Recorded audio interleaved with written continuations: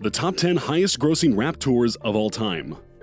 Like with most aspects of our daily life, the internet has irreversibly changed the way we listen to music. By extension, this has also changed the way that artists are paid. Once upon a time, before the invention of streaming, a physical copy of albums was the main way we consumed music, and artists were able to make a huge amount of money from record sales. However, the rise of streaming's popularity was directly related to the decrease in physical record sales. As a result, an artist's best shot at turning their music into substantial profit has become a successful tour. Concerts allow for a huge profit margin on ticket sales, and also generate massive revenue through merchandise sales. So it's easy to see how a massively successful tour can make or break major artists. And while most popular artists are able to sell a generous amount of tickets on a well-orchestrated tour, a select few tours perform even better than expected, literally packing venues to the brim and selling out for multiple nights in a row. Before we begin, make sure you like this video and don't forget to subscribe to our channel. Now here are the 10 highest grossing rap tours of all time.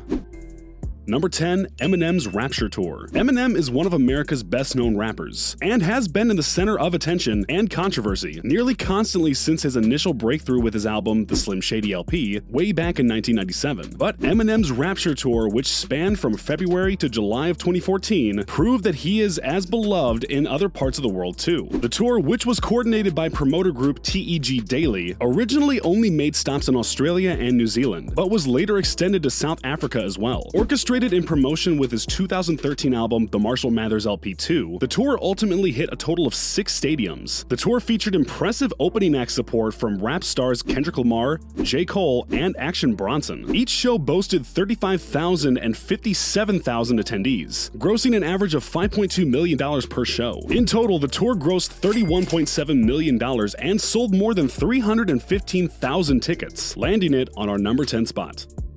Number 9. Kanye's Yeezus Tour. When Kanye dropped his album Yeezus in 2013, he grabbed the attention of the entire rap industry. The experimental album fused rap with abrasive and purposefully dissonant industrial production, and was seen by many as Kanye's most avant-garde album to date. Despite the massive success of his 2010 album My Beautiful Dark Twisted Fantasy, and his collaborative album with JayZ, Watch the Throne, Kanye had not been on a solo tour in 5 years, and news of the Yeezus Tour quickly built massive anticipation. In typical Ye fashion, production for the tour was extremely elaborate and theatrical. The stage featured a 50-foot-high mountain that shifted into a volcano, and featured theatrical support from actors posing as monsters, masked worshippers, and even Jesus. And in even more typical Ye fashion, the tour suffered some obstacles. A car crash wrecked some of the production equipment, causing Kanye to postpone several dates, eventually canceling all but 2. More dates were added, including an Australian leg, which was also postponed. All in all, the tour ran from October of 2013 to September of 2014. The tour's hardships did not seem to deter fans. Altogether, the tour grossed $31.8 million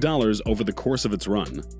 Number 8. Travis Scott's Astroworld Wish You Were Here Tour. Before it became the staple of 2018 radio stations and house parties everywhere, Travis Scott's 2018 album Astroworld was a massively anticipated and continually delayed album. Initially announced in 2016 and set for a 2017 date, the album was eventually delayed enough that many fans began to fear that the record would never actually release. However, Astroworld dropped in August of 2018 and instantly shot to the top of the charts, nabbing a number 1 spot, selling over 500,000 units in its first week, and eventually becoming certified as triple platinum. Riding the wave of the album's popularity, Scott wasted no time going on tour, embarking on the Wish You Were Here tour only 3 months after the release of the album. Based around the album's theme park concept, the tour was decorated to mimic an amusement park, with a small functioning Ferris wheel and 2 separate stages at each venue. The tour consisted of 2 legs and an impressive 56 stops throughout the United States and Canada, utilizing mid-sized arenas that sat between 20 to 30,000 attendees per show. By the end, the tour had grossed $34.3 million,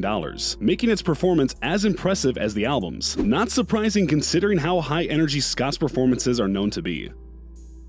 Number 7. Lil Wayne's I Am Music Tour. Lil Wayne's The Carter 3 is one of rap's legendary albums, released at arguably the highest point of his career, and extremely anticipated due to a series of leaks and delays. When the album dropped in 2008, it was a smash hit. The album instantly went to number 1, and sold a whopping 1 million units in its first week, making it one of the fastest selling albums in US history. The album spawned multiple iconic hits such as A Milli and Lollipop. As a result, Wayne quickly began his I Am Music music tour, featuring openers like Nicki Minaj, Rick Ross, T-Pain, and Travis Barker. The tour spanned 45 venues across the United States and Canada, beginning in December of 2008 and continuing until April of 2009. The tour consisted of arenas and stadiums, ultimately grossing over $42 million.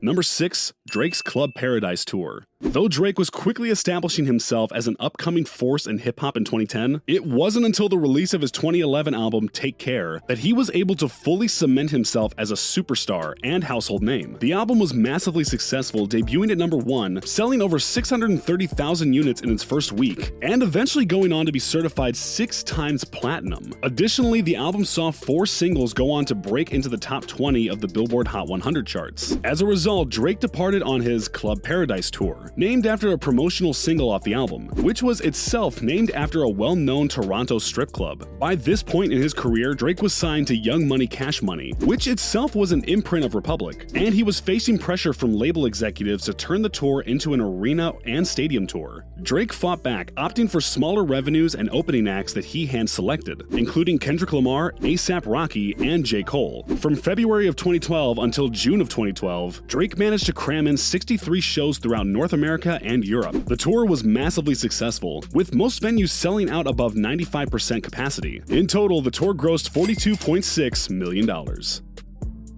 Number 5. Kendrick Lamar's Damn Tour. Before the release of his 4th studio album, there was much speculation about what Kendrick Lamar would do. His previous album, To Pimp a Butterfly, was a highly political social commentary on the American government and justice system, and fans and critics were curious to see what he would explore next. Kendrick subverted most expectations by releasing Damn. In 2017, a highly personal and introspective album that saw Kendrick examining himself and his struggle to come to accept his newfound superstardom. The album received nearly universal critical and commercial praise, winning Lamar a Grammy, receiving the first Pulitzer Prize for a rap album, and selling over 600,000 units in its first week. When Kendrick started the Damn Tour in July of 2017, he brought Travis Scott and Dram as his opening act. Spanning until July of 2018, Kendrick would go on to perform 62 shows over the course of 4 legs of the tour, hitting North America, Europe, Asia, and Oceania. Surprisingly, most of the venues Kendrick played were mid-sized arenas, with between 10 to 20,000 people per show. However, this did not minimize his profits. The tour grossed a total of $75 million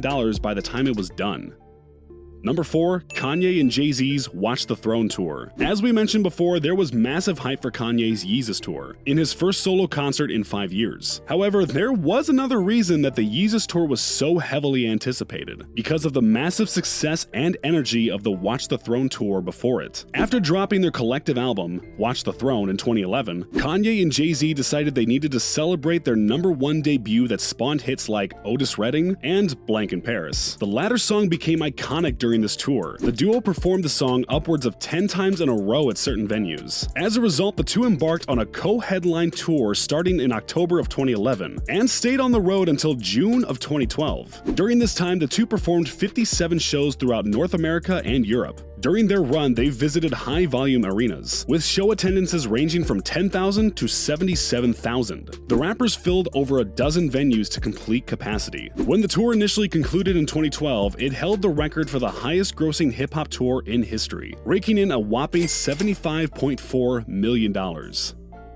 Number 3. Drake and Future's Summer 16 Tour. Drake and Future are no strangers to each other. The duo have collaborated many times, and even released an entire collaborative album, What a Time to Be Alive. However, when they finally teamed up for a co-headlining tour in 2016, it was actually in promotion of 2 solo albums. Drake and Future were promoting Views and Evil respectively. The name of the tour was based off of Drake's song Summer 16, which extensively, but not indirectly, referenced the highly publicized feud between himself and Philadelphia rapper Meek Mill. The tour began, fitting enough, in July of 2016 and continued on until October of 2016. Despite the relatively short run of the tour, the two performed 54 shows in just 4 months throughout North America. The tour spanned some of the continent's biggest stadiums, including Madison Square Garden, which reached its 58,000 person capacity for the show. In total, the tour made a massive $84.3 million, breaking the record set by the Watch the Throne Tour.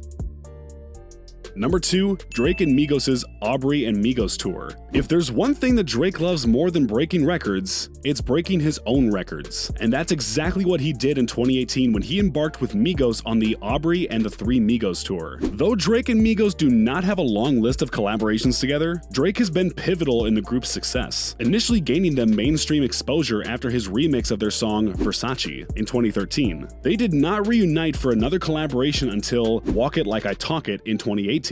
However, it seems the success of the single was enough to spark a tour, and the rappers embarked on the single leg of the tour in August of 2018 until November of 2018, completing 54 shows in the process. The tour consisted of a mesh of both groups' discographies and featured a variety of guest stars, such as Tory Lanez, Travis Scott, and even Meek Mill. The tour was massively successful and grossing a whopping $100 million.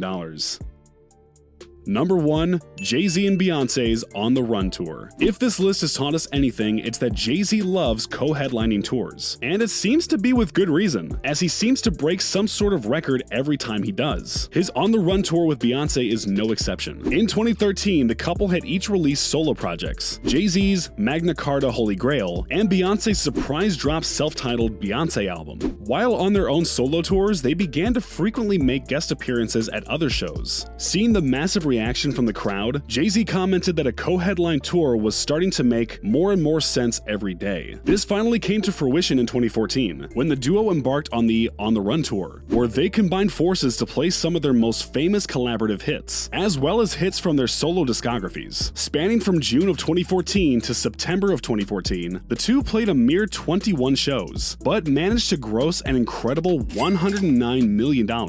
The duo sold every single venue that played to 100% capacity, with just under 1 million collective attendees.